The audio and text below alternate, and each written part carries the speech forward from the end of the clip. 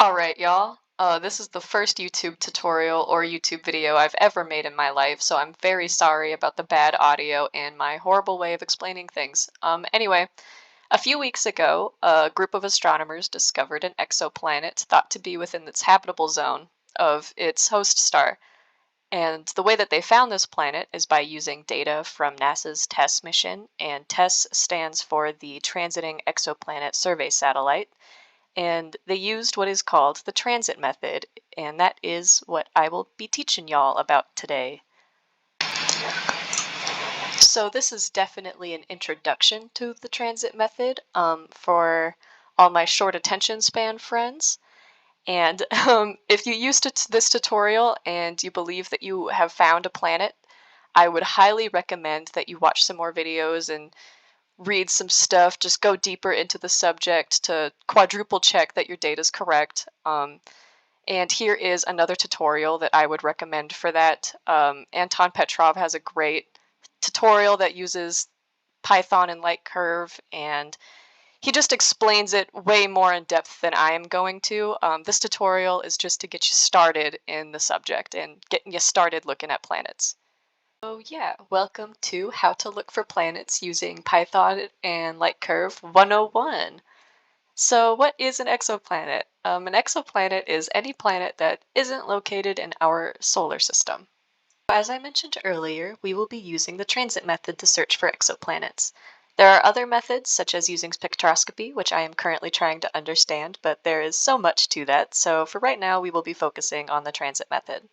So imagine a group of tiny ants are walking in front of a flashlight, and any time that an ant crosses in front of this flashlight, the brightness that we observe dims a little. That is essentially how it works for detecting exoplanets. So we measure a brightness of a star and we check for any dimming in its brightness, which will show up as dips in this graph here called a light curve. Here is some example of some planets that were detected by using this method. So we have this one here, and it just shows, a dip there, a dip there, a dip there, and a dip there. It's just pattern recognition, so that is why anybody, such as myself, who have absolutely no astronomy certifications, can use this method, because it's the easiest one, in my opinion. So before we get started in actually looking at this data and searching for our exoplanets, there's a few things that you will have to download. The first one is Python. So I put the link here, and everything will also be in the description. And there is also Anaconda. So another same thing. Link is here, and it's also going to be in the description. You just go to the website and pick whichever operating system you have. And I'm very sorry for this part. I didn't know how to record my screen until like halfway through this tutorial, so just bear with me here.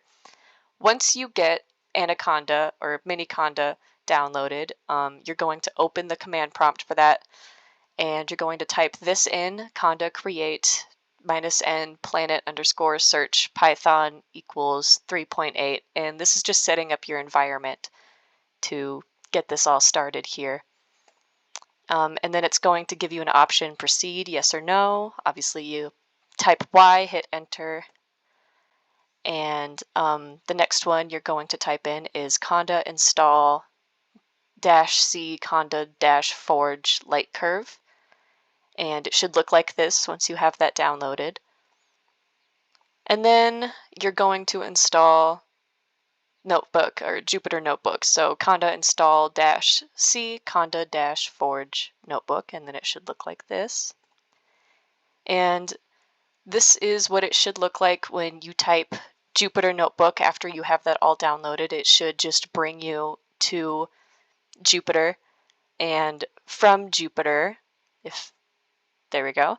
All right, and from Jupyter, you just go new and select Notebook, and it should bring you here. All right, and once you are there, here is all of the code that you will need for this tutorial.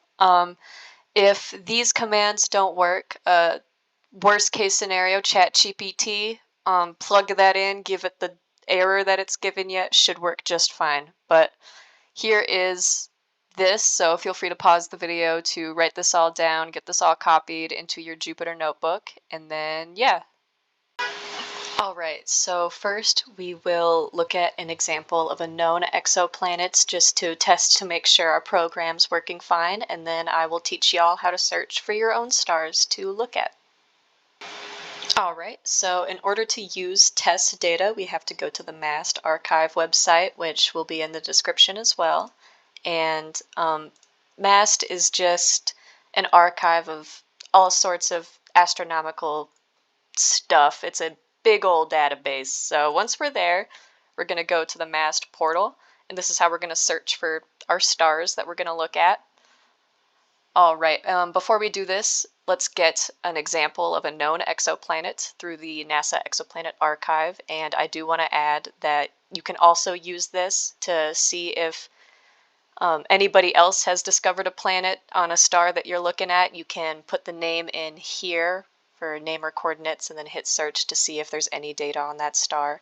So if you make a light curve and you see a dip and you're like, oh cool, I found a planet, you can go here to double check to make sure nobody else has also seen that. Anyway, we're going to go into the TESS confirmed planet section.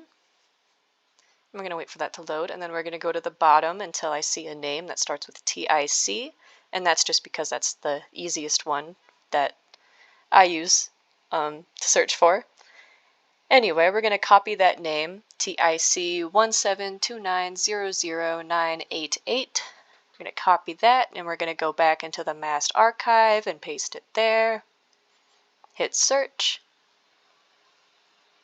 And we're looking for a very specific type of file. We need one that's ending in TP, and it has to be a time series. So go down to product type, hit time series, and look for that TP file.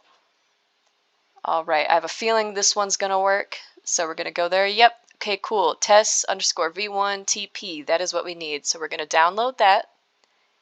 And once you have that downloaded, go ahead and hit that. Go to extract all and pick whatever folder you want. This is my test files folder. Extract that into there. Go back into that file once you've extracted it. And search for that TP file. That's LC, that's TP. Yep, there we go. Copy as path. Hit that. And then we're going to go back into our Jupyter notebook and put that right after it says TPF_path R and paste that there. And we should get this thing, which is the target pixel file. Don't ask me exactly what that means. I'm not sure. I'm assuming it's just a kind of like a picture. I don't know. But yeah, this is the light curve that we're going to get after we hit play after this stuff. We get this graph. And I'm assuming that those dips are how they found out that that's a planet, and it looks like our program's working. So let's go and search for our own star to look at. Alright, so to search for our own star to look at, we have to make sure that this up here says MAST catalogs and the mission says TESS CTL V8-01, and then we're going to hit advanced search. And here they have a bunch of filters here. I hit hide all, and if I'm going to be so honest, these are random filters that I'm choosing, so feel free to teach yourself some more about stars and stuff and search through your own filters. I'm doing T-F, which means temperature, stellar mass, and distance. Alright, as well as some other stuff, I guess. I recorded this a little bit ago. Anyway, we're going to hit search when we have all of that done. And here is a list of all of our stars that fit this criteria.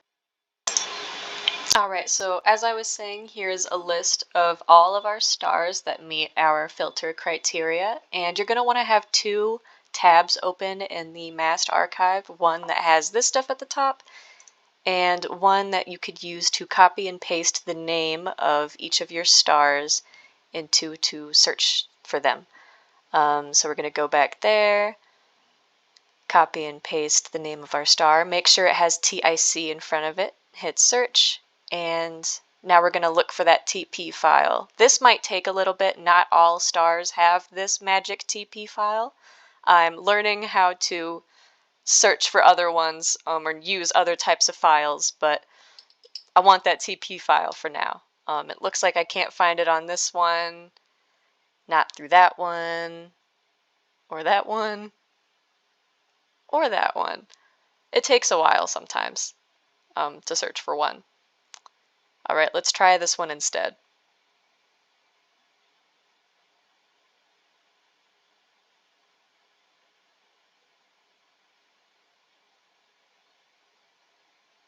And I'm not seeing any immediately there either. All right, how about another one? All right, and after filtering through that list a little bit, we finally found one that has that magic TP file. So we're going to copy and paste that name. And I am not sure why, but this guy, Doug, I don't know who you are, Douglas A. Caldwell, but shout out to you, bro. This guy's always got the hookup for that TP file. All right, so we're going to go there. We're going to download that TP file again. Going to extract it.